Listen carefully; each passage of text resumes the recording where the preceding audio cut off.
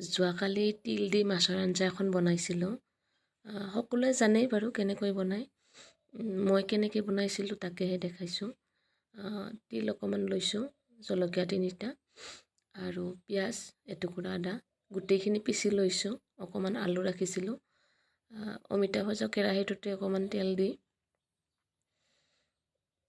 তেলখিনি গৰম হোৱাৰ পিছত নৰসিংহৰ পাঁচফোৰণ কেইটামান দিছোঁ আৰু নৰসিংহৰ পাত কেইটামান দি দিছোঁ।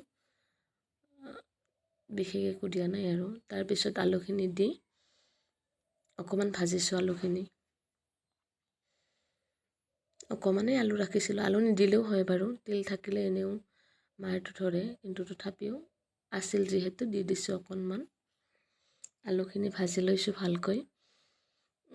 আলুখিনি ভাজাৰ পিছত যিখিনি মিক্সিত পিচি ৰাখিছিলোঁ, তিল, জলকীয়া, আদা, পিঁয়াজ সেইখিনি দি দিছোঁ।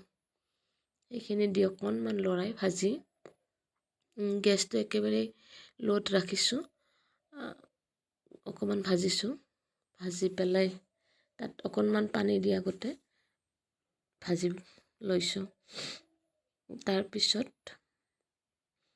পানী অকণমান ঢালি দিছোঁ। জোখ অনুপাতে নিমখ, হালধি এইখিনি দি দিছোঁ বাৰু। জিৰা গুড়ি, বিশেষ একো মছলা ব্যৱহাৰ কৰা হোৱা নাই। এইখিনি দি পেলাই অকণ ভাজিছোঁ। ভাজি পেলাই পানী দি দিছোঁ। পানী দি যেতিয়া উতলিছে, উতলাৰ পিছত এবাৰ উতলি অহাৰ পিছত মই মাছ পেলাই দিছোঁ আঞ্জাখনত। তেনেকৈয়ে বনাইছোঁ। বিশেষ একো ডাঙৰ ৰেচিপি নহয়, সকলোৱে জানে বনাবলৈ।